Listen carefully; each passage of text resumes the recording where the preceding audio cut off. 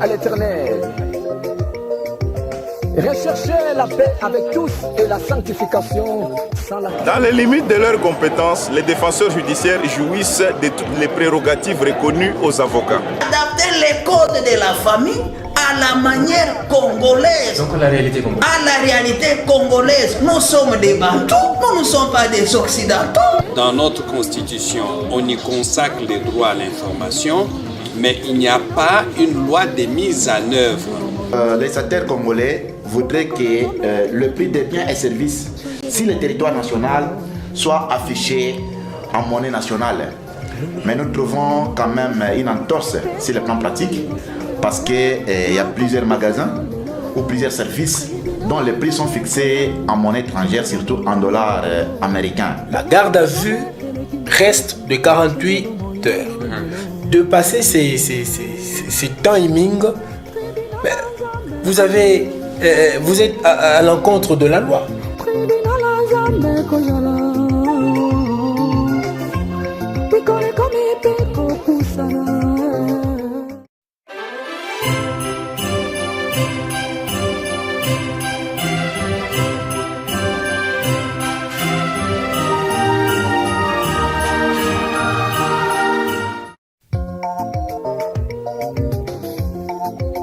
Gloire à l'Éternel.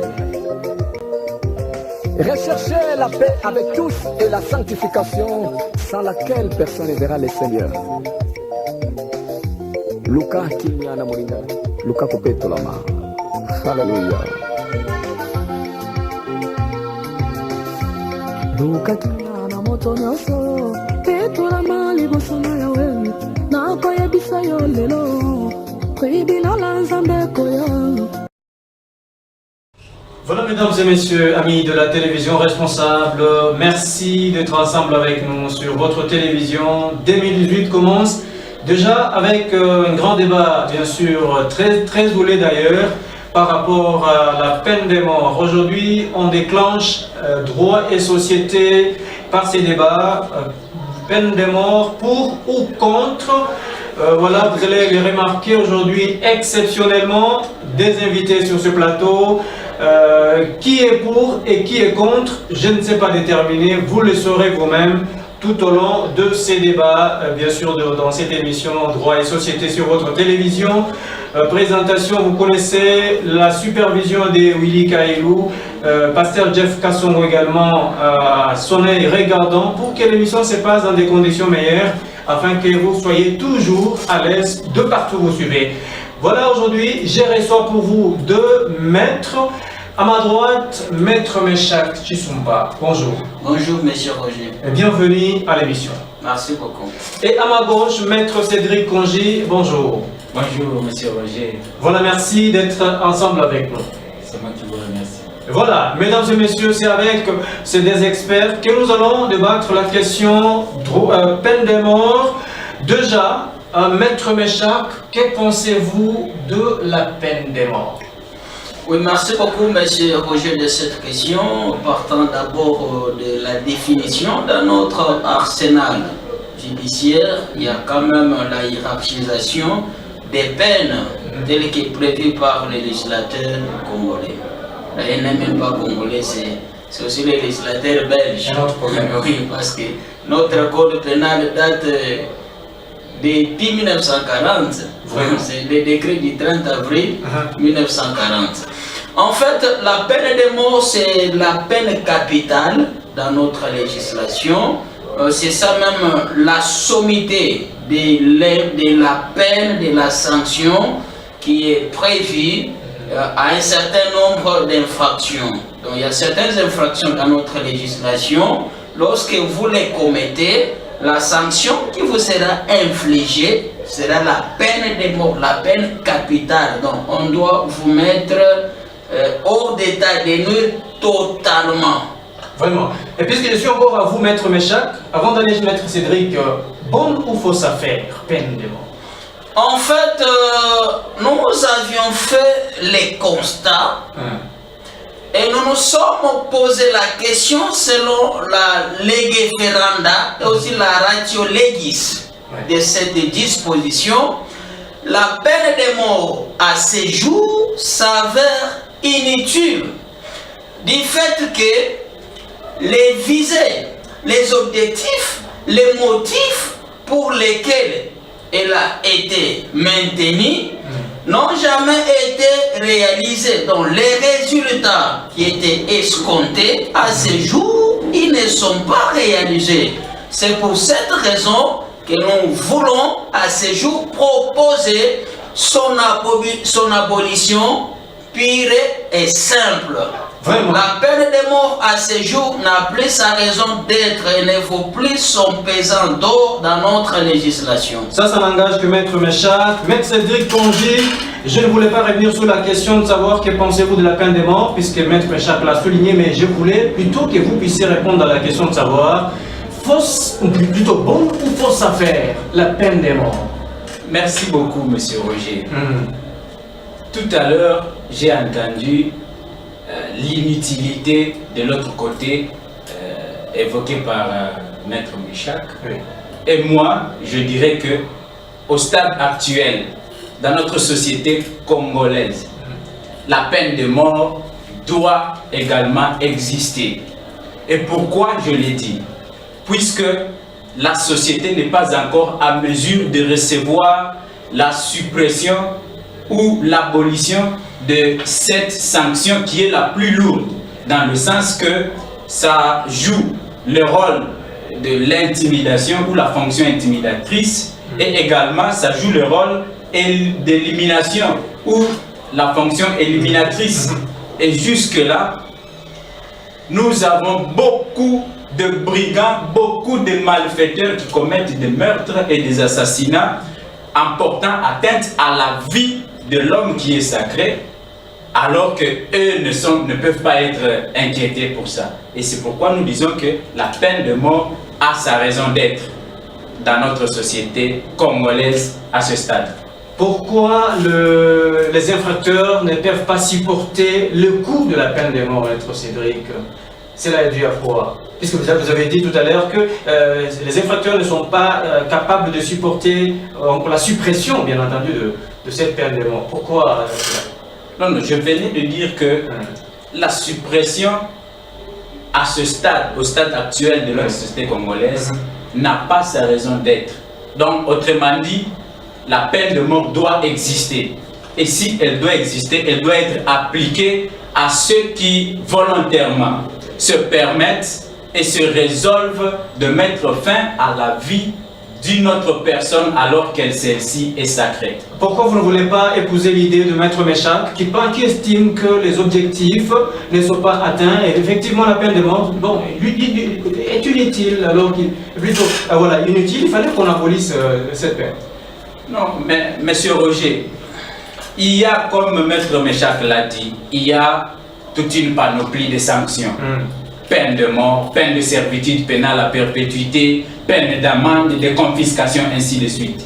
Chaque sanction a sa raison d'être. Et pour la peine de mort, je vous ai dit que ça a une fonction, premièrement, plus il y en a plusieurs. Premièrement, la fonction éliminatrice. Et comme dans la définition donnée par toujours Maître Méchac, ça pour le rôle de mettre hors d'état de nuire l'individu qui devient un danger pour la société. Donc il faut le mettre dans l'état de ne plus nuire à la société. Et donc il est bon que cet individu soit écarté de la société. Donc exécuté, autrement. Tout à fait.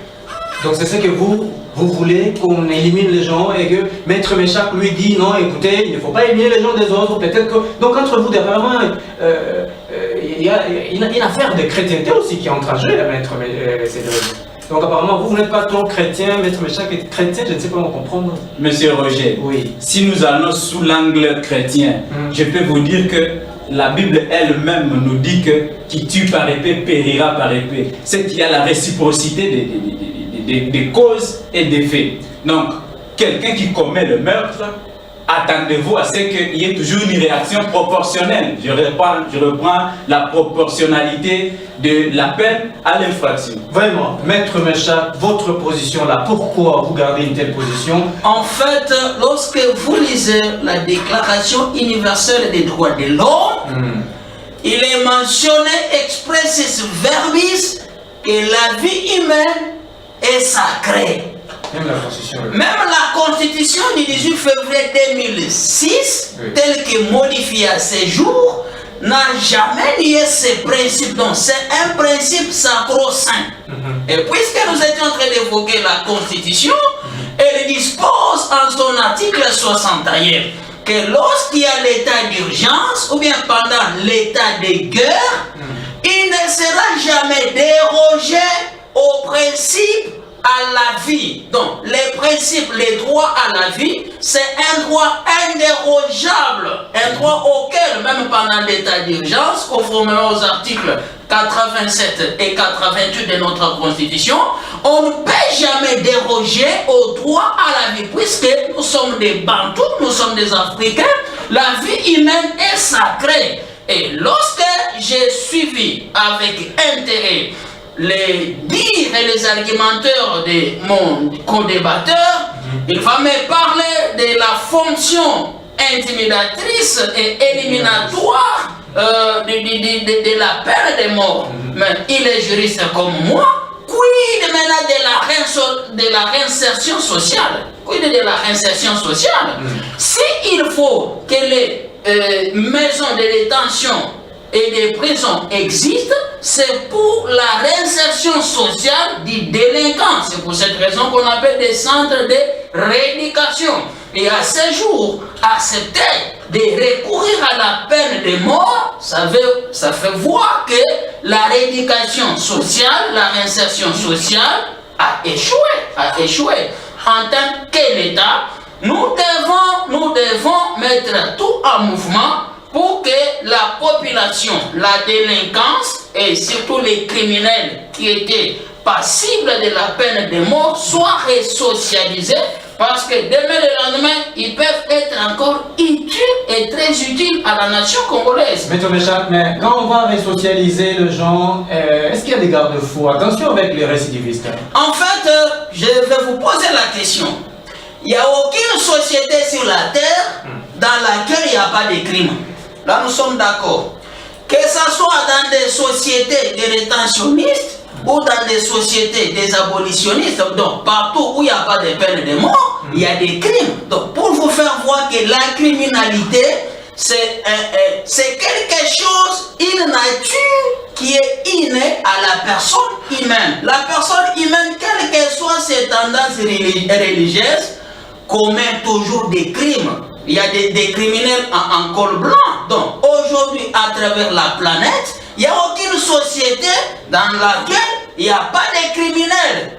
Et vous allez me dire que nous devons la retenir, puisqu'il y a des brigands, puisqu'il y a des bandits, puisqu'il a dit qu'il tue par l'épée, doit aussi périr par l'épée. Mais cette maxime biblique, elle peut intéresser les droits, mais vous allez aussi reconnaître que nous sommes dans un état laïque et que les dispositions bibliques ne s'imposent pas à notre législation. Donc, pour me résumer, la peine de mort n'a plus sa raison d'être. Et, pour votre information, elle a été beaucoup utilisée comme une arme plutôt, voulais-je dire, par les politiciens pour éliminer leurs concurrents politiques. C'est pour cette raison-là que vous allez vous rendre compte dans notre pays, l'effet Mobutu, à son temps, il a éliminé physiquement la pendaison au stade martyr. Mais c'est parce qu'ils ont commis des infractions. C'est pourquoi je vous ai dit que c'est une arme des politiciens pour éliminer les concurrents. Et aussi, nous revenons ici au Katanga, il y a quelques mètres ici au niveau des camps Vango. En son temps, le fait Mosé Laurent Désiré Kabila, il a eu à faire pendre publiquement un certain groupe de bandits à la tête Bébé Kassanda. Je pense que c'est un criminel de haut niveau, connu par tout le monde, tous les louchois, tout le monde qui habitait Lubumbashi à cette époque. Il sera d'accord avec moi que Mosé, en son temps, a recouru à la peine de mort. On a tué bébé Kassanda, tous les grands bandits qui étaient des renom à Lubumbashi. Alors la question est celle-ci. Depuis qu'on a tué en public bébé Kassanda et sa suite, est-ce que la criminalité a diminué ici à Lubumbashi? Les calmes règnent, non? Non, vous n'allez pas me dire que les calmes règnent.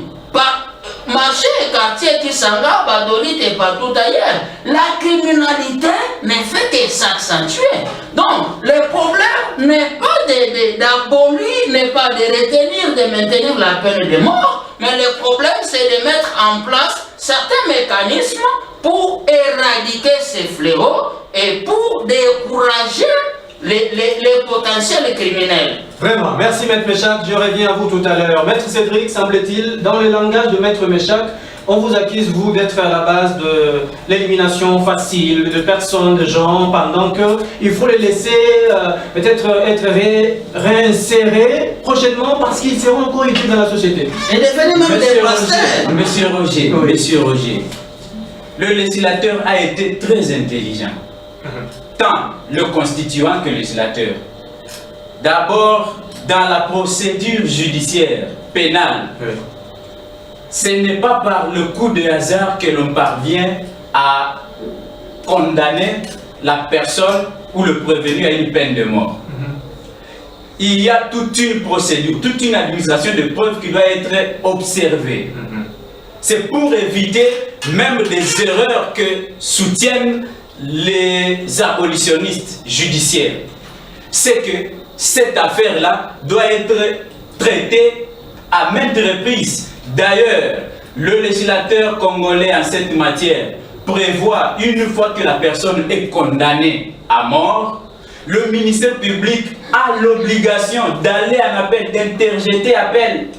C'est pour éviter des erreurs et au besoin réexaminer encore cette affaire. Au-delà de ça, il y a encore le recours en grâce qui est prévu dans notre législation interne, toujours pour éviter qu'il y ait des condamnations ou des éliminations erronées. Voilà, ce sont des mesures de garde-fou. Mais s'il est établi que la personne intentionnellement s'est résolu de mettre fin à la vie de l'homme. Je crois de l'autre côté, on vous parle de la sacralité de la vie. Mais cette sacralité de la vie doit s'examiner en amont, tout comme en aval. Pas en aval seulement à l'égard des prévenus. Mais cette sacralité de vie doit être observée à l'égard également des victimes. Lorsque quelqu'un veut se résout à mettre fin à la vie de l'autre personne volontairement, alors que la vie de l'autre personne, la victime, est également sacrée. Donc il ne faut pas dire que la sacralité de la vie c'est uniquement pour les prévenus, mais plutôt aussi pour les victimes. Mais Monsieur Roger, si vous étiez visité la nuit et quelqu'un se résout de vous dire je dois mettre fin à votre vie, je ne sais pas quelle serait votre réaction. Si vous allez laisser même la chance que lui puisse survivre. Mais Monsieur Roger, aujourd'hui, il y a ces personnes-là. Si aujourd'hui on nous dit que depuis que la peine de mort a existé, il n'y a jamais eu de résultats palpables. Par conséquent, il faut supprimer cette peine. Mais je pose autrement la question. Si on parvient à supprimer la peine de mort, est-ce pour autant dire que la criminalité va baisser, le taux de la criminalité va baisser? C'est encore une question. Il faut changer de méthode pour essayer un peu de rééduquer autrement. Mais par rapport aux méthodes de M. Roger, les méthodes de réinsertion sociale existent bel et bien. Il y a des peines comme la servitude pénale à perpétuité, comme la servitude pénale à temps, comme les peines d'amende, ça existe bel et bien. Mais quel est le sort? Demandez aussi aux autres, quel est le résultat de cette réinsertion depuis que ça existait? Tout à l'heure, Maître Méchac venait de nous dire que ça soit dans la société des abolitionnistes ou des rétentionnistes, les crimes existent et elles existeront toujours. Je crois même si le criminologue était ici, il allait bien sûr confirmer cela. Mais qu'est-ce qu'il faut faire? Supprimer alors des mesures contraignantes pour empêcher la commission, pour dissuader la commission de ces crimes graves, surtout ceux qui portent atteinte à la vie d'une personne.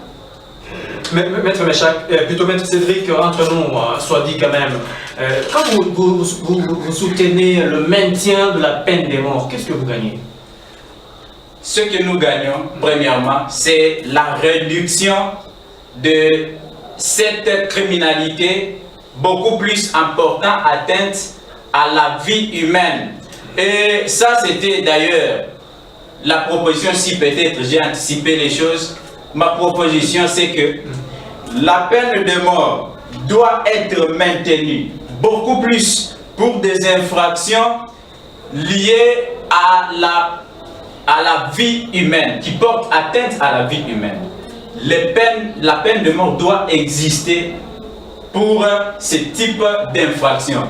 Mais pour les autres infractions comme l'atteinte à la sûreté de l'État, comme d'autres infractions commises pendant la période de guerre, comme chez les militaires, il y a toujours une aggravation des peines jusqu'à la peine de mort. Je pense, si on raisonne, on réfléchit dans ce sens-là, on pourrait cette fois-là réduire la gravité de ces peines pour se rabattre à la peine de servitude pénale à perpétuité. Vraiment, Maître Méchac, abolition de la peine de mort, qu'est-ce que vous gagnez finalement? En fait, j'ai aimé votre question que vous avez posée à mon co-débatteur tout à l'heure, à savoir, vous les rétentionnistes, qu'est-ce que vous gagnez en acceptant de tuer quelqu'un? Donc, vous allez constater que nous serons en face d'un État meurtrier, un État suicidaire, un État qui va exécuter ses propres citoyens, ses propres administrés.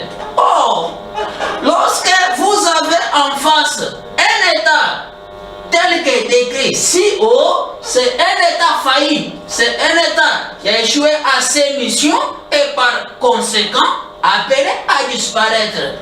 Puisque vous m'avez posé la question de savoir, vous les abolitionnistes, qu'est-ce que vous gagnez? Mais à ce jour, c'est une disposition si perfectatoire qu'il ne vaut plus son pesant d'or dans notre arsenal judiciaire congolais. Nous sommes des bantous, je ne cesse de le répéter, la vie humaine est sacrée. Alors, aujourd'hui, X commun, l'infraction, meurtre, la sanction, vous les tuez. Demain, Y commun, le lendemain, c'est Z. Dans l'espace des mois, l'État congolais sera aussi appelé à tuer 100 personnes.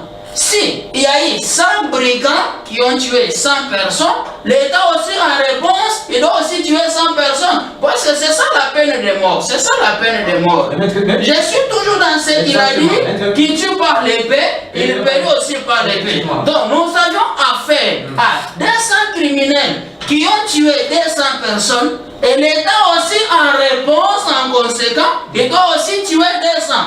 Si vous faites les calculs, l'État perdit combien de citoyens? 400 citoyens. 400 citoyens, ce sont des gens qui pouvaient contribuer au budget national. Ce sont des gens... En commettant des crimes.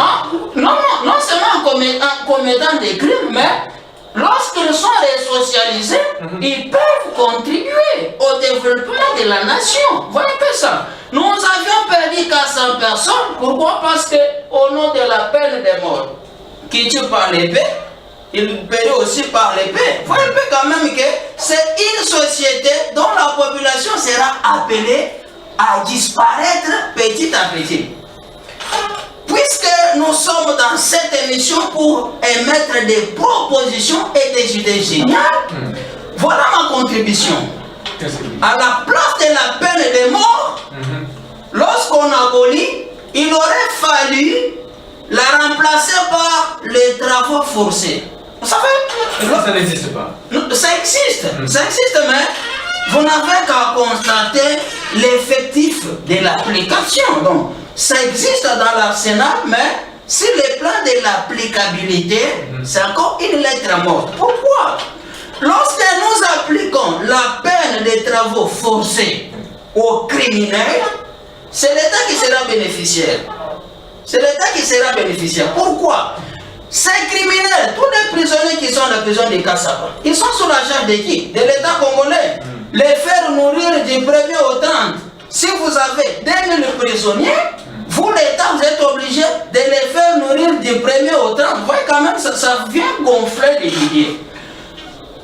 Alors, la meilleure idée serait que ces prisonniers, au lieu qu'ils soient une charge de l'État, il serait mieux de les profiter afin qu'ils contribuent au développement de la nation. C'est pour cette raison, dans notre pays, il y a des travaux tels que l'agriculture. Lorsqu'il y a des grands travaux publics, ce sont les prisonniers qui les font et l'argent entre dans la caisse de l'État. Il faut abolir la peine de mort sous toutes ses formes parce qu'elle n'a pas réalisé sa mission. La peine de mort avait comme caractère, comme mon co-débatteur l'a dit, d'intimider le reste de la population. Ceux qui avaient l'intention aussi de commettre les mêmes crimes, lorsqu'ils vont voir X ou bien Y exterminés, peut-être ils vont se rétracter. Mais ils sont intimidés, non? Mais les Congolais, à ce jour, n'est plus comme les Aïrois d'antan. Nous avions affaire à des criminels aux yeux sans froid. Qu'il y ait peine de mort ou pas, ils commettent des crimes. Et les crimes les plus odieux. Alors, comme la peine de mort a échoué à sa mission, comme les crimes continuent toujours à être commis au sein de la société, il serait mieux, au lieu qu'elle demeure une lettre morte, qu'on l'abolisse d'une manière express. Maître Cédric, vous avez suivi la réaction de Maître Méchac tout à l'heure.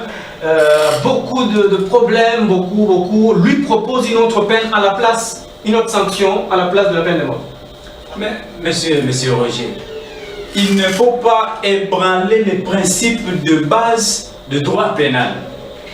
Le droit pénal et ses principes doivent s'interpréter de manière stricte. In stricto sensu, c'est cela que doit s'interpréter. Il ne faut pas ébranler le principe de la proportionnalité de la sanction à l'infraction. On vous dit de l'autre côté que pour celui qui a commis, j'ai parlé ici des atteintes à la vie humaine, vous le sanctionnez par des travaux forcés.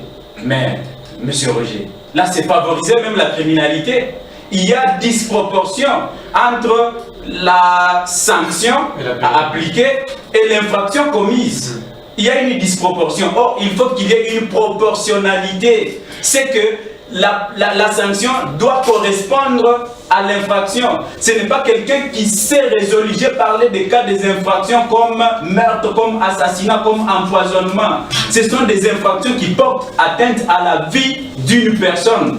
Et pour ces infractions-là, il ne faut pas s'hasarder à sanctionner cela par des travaux forcés. Mais ces travaux forcés existent bel et bien dans notre arsenal juridique congolais. Ça existe, ces sanctions-là existent. Quel a été le rendement de ces sanctions pour que l'on parvienne même à substituer la peine de mort en cette peine-là? Quel a été le rendement depuis que cette sanction a existé?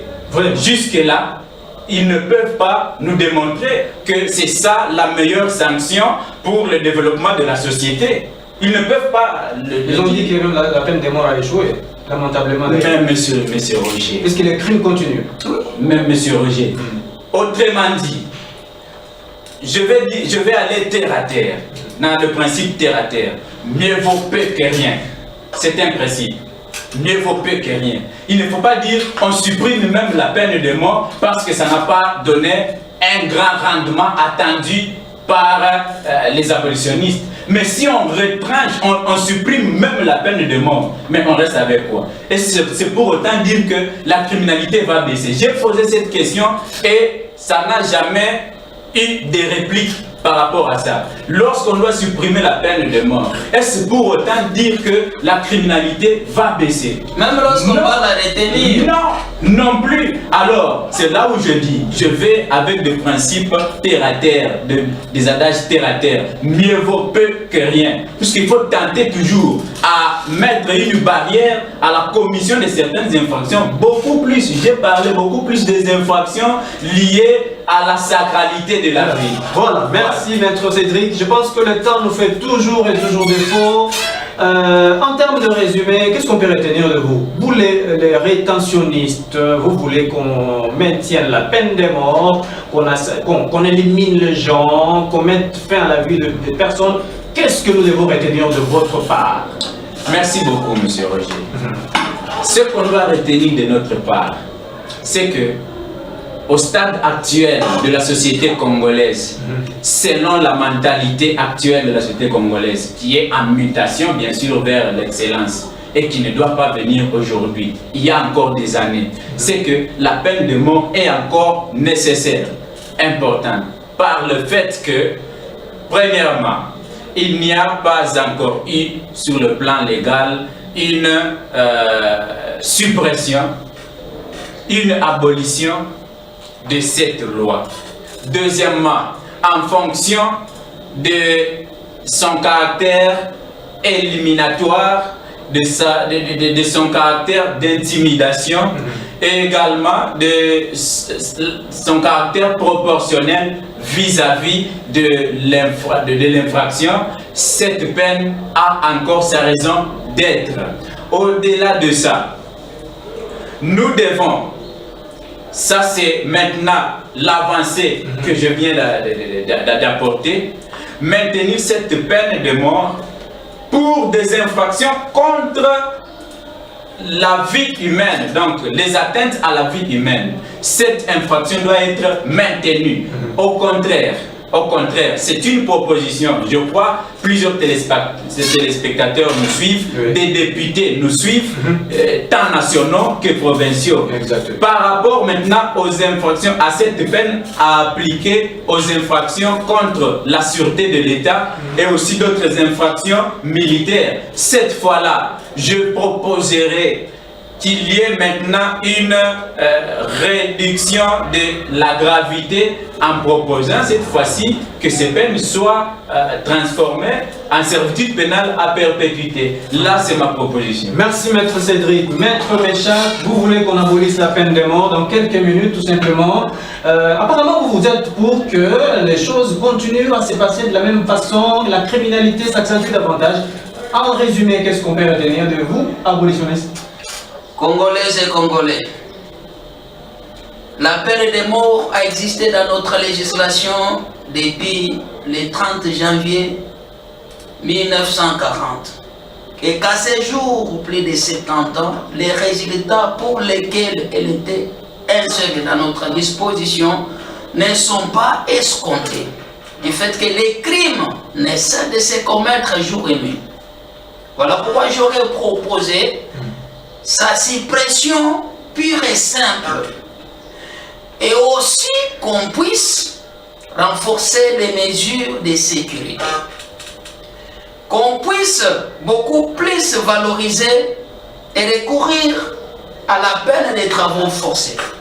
Nous ignorons que notre territoire national a une superficie de 2 345 000 km². Et presque des cas, c'est encore la forêt, la brousse. Voilà pourquoi c'est une occasion de faire des milliers et des milliers d'hectares de maïs, des cacahuètes, des arachides avec les prisonniers. J'ai la foi, si on prenait tous les prisonniers de la RDC, on les envoie au champ sous une grande et bonne escorte des militaires et des policiers. Nous n'allons plus importer à manger en Zambie. Donc, que la peine de mort à ce jour soit abolie du fait que les raisons pour lesquelles elle avait été instituée ne sont pas atteintes. Il y a ce qu'on appelle inutilité et inopportunité de son application. Voilà pourquoi je demande au pouvoir public d'améliorer aussi les conditions de vie des prisonniers, améliorer les centres pénitentiaires, renforcer la disposition sécuritaire et la population sera quand même sécurisée.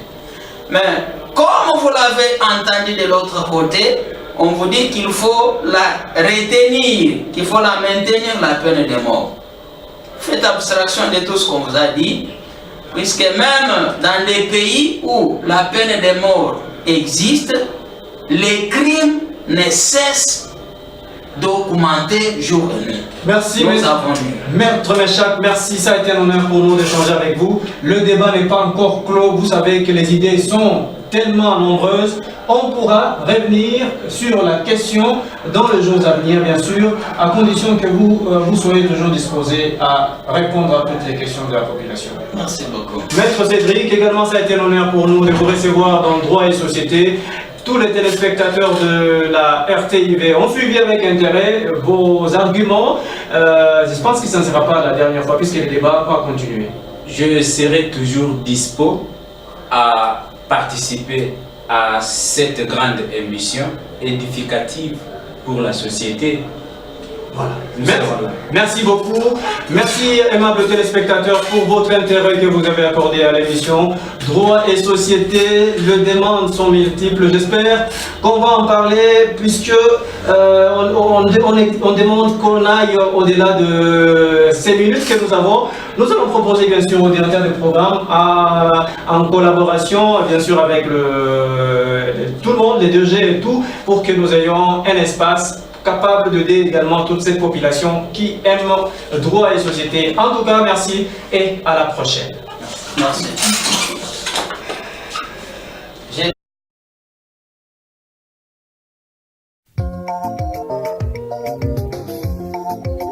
Gloire à l'Éternel.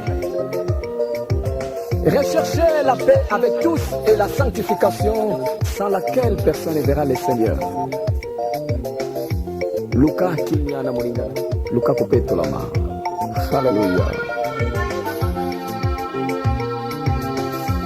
Luka Kinyana Motonyoso.